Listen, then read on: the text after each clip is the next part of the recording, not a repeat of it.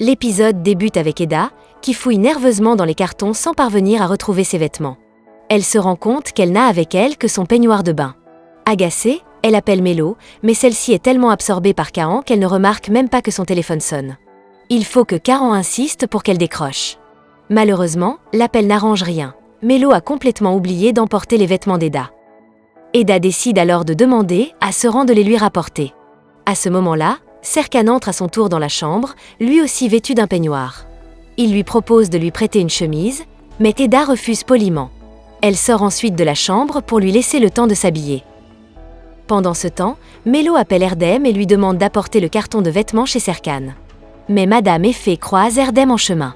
Sans se douter qu'il ne devait rien révéler, il lui explique la vérité au sujet des cartons. Intriguée, Madame Effet lui demande alors de les déposer, puis Erdem s'en va. De son côté, Mélo est toujours à la plage avec Kaan. Elle lui raconte beaucoup de choses sur sa vie, ses amis et son quartier.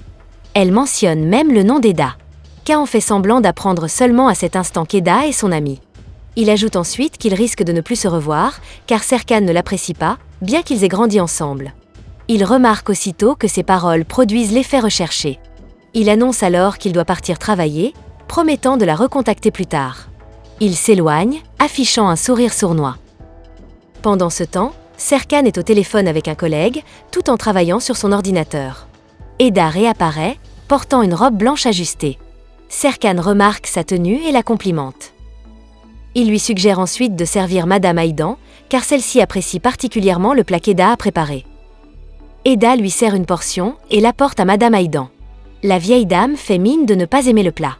Elle complimente ensuite la robe d'Eda et demande à ses filles d'apporter sa boîte d'accessoires. Madame Aïdan en choisit quelques-uns pour Eda. Les bijoux sont élégants, mais Eda, fidèle à sa simplicité, n'accorde pas trop d'importance à son apparence. Elle s'éloigne avec ses filles pour lui demander un vase afin d'y mettre des fleurs. Madame Aïdan reste en arrière, repue, prête à goûter le plat préparé par Eda, mais hésite encore. Quelques minutes plus tard, Eda, fière de ce qu'elle a accompli, affirme à Serkan qu'elle est convaincue que la soirée se déroulera parfaitement. À cet instant, Serkan reçoit un appel d'engin qui l'informe qu'il se rend à l'aéroport pour rencontrer des clients, car c'est la seule solution possible. Toujours aussi dévoué à son travail, Serkan décide de l'accompagner et d'annuler le dîner. Mais Eda, ferme et déterminée, le menace de jeter son téléphone dans l'eau s'il ose partir. Puis, lorsque Serkan lui demande de ne pas entrer dans la piscine, par peur qu'elle se noie, persuadée qu'elle ne sait toujours pas nager. Eda plonge soudainement dans l'eau. Pris de panique, Serkan se précipite et plonge aussitôt dans la piscine pour la secourir, convaincu qu'Eda est en danger. Il la retient dans ses bras, encore dans l'eau, et lui demande si elle a perdu la raison, allant jusqu'à lui demander si elle cherche à se faire du mal.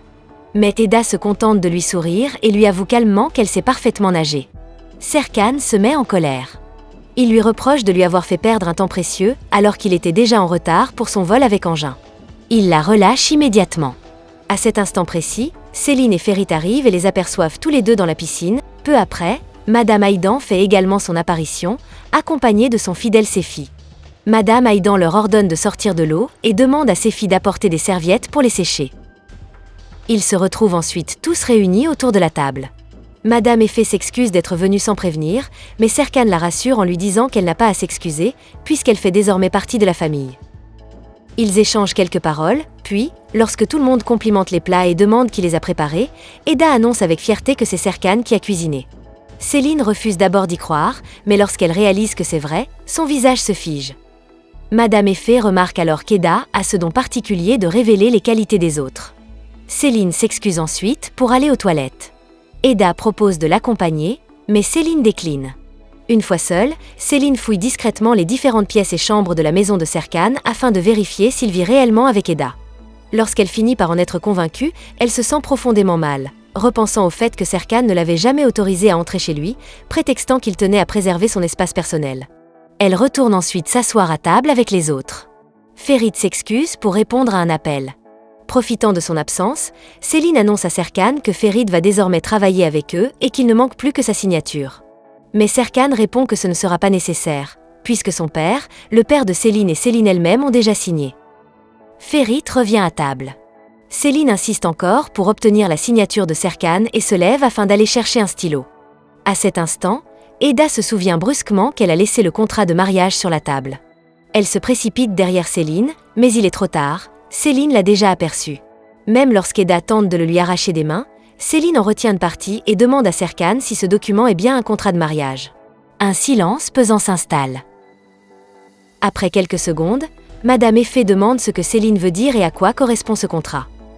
Céline commence alors à lire certaines phrases à voix haute. « Tu seras à mes côtés tous les jours de la semaine, y compris les week-ends. Tu m'achèteras des chocolats. » Ferit éclate de rire en disant que c'est un contrat très avantageux, mais tout le monde le fusille du regard. Il s'excuse aussitôt. Serkan explique que ce sont des affaires privées entre Eda et lui. L'ambiance devient lourde, et peu à peu, tout le monde se disperse. Ferit va s'excuser auprès d'Eda pour sa remarque, mais elle lui répond que ce n'est pas grave. Madame Effet vient ensuite dire au revoir à Eda et rentre chez elle. Avant son départ, Eda lui promet qu'elle lui expliquera tout en temps voulu. Pendant qu'Eda discute avec sa tante, Ferit profite de la distraction générale pour prendre discrètement une photo du contrat. Pendant ce temps, Serkan et Céline se disputent vivement à propos de leurs décisions respectives. Serkan reproche à Céline d'avoir fait entrer Ferit dans l'entreprise sans réfléchir, alors qu'il est clairement lié à Kaan. Céline, de son côté, lui reproche d'avoir signé un contrat de fiançailles avec une parfaite inconnue. Leur altercation est interrompue par l'arrivée de Ferit. Ils mettent fin à la discussion, se disent qu'ils en reparleront plus tard, puis se séparent. Peu après, Eda annonce qu'elle rentre, et Serkan lui demande de préparer une valise, car ils partiront pour Antalya dès le lendemain. Il la raccompagne chez elle. Durant le trajet, Serkan lui explique les raisons pour lesquelles il doit impérativement assister à cet événement. Pendant ce temps, Céline et Ferit rentrent ensemble. Ferit se réjouit de ce voyage à Antalya, persuadé qu'ils pourront enfin passer du temps ensemble. Mais Céline le détrompe rapidement. Elle lui explique qu'elle sera très occupée, car elle travaillera avec Serkan. Ferit se plaint une nouvelle fois de leur relation et du fait qu'il n'a jamais vraiment l'occasion de partager des moments privilégiés avec elle.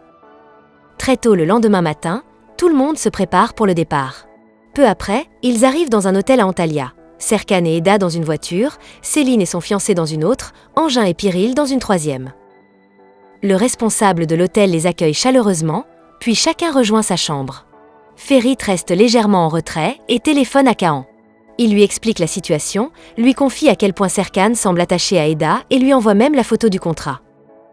Pendant ce temps, Eda contemple la vue depuis la terrasse.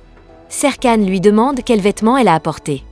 Lorsqu'elle lui répond, il lui reproche d'avoir pris uniquement des jeans et des sous-vêtements alors qu'ils doivent participer à des événements importants. Eda lui fait remarquer que c'est de sa faute, puisqu'il ne lui avait rien précisé. Elle lui demande ensuite d'aller l'attendre sur la terrasse pendant qu'elle prend un bain, ce qu'il accepte. Sur la terrasse, Serkan aperçoit Ferit en contrebas. Il appelle alors son père pour lui demander comment il a pu accepter que Ferit travaille avec eux, sachant très bien qu'il est proche de Kaan. Mais son père lui répond qu'il ne doit pas s'inquiéter à propos de Kaan, car celui-ci lui rappelle son propre père. Serkan ne partage pas cet avis. Avant de raccrocher, il lui dit de ne pas venir se plaindre le jour où Ferit fera couler l'entreprise. Resté seul dans son bureau, le vieil homme regarde une ancienne photo de lui avec Serkan enfant, puis esquisse un sourire.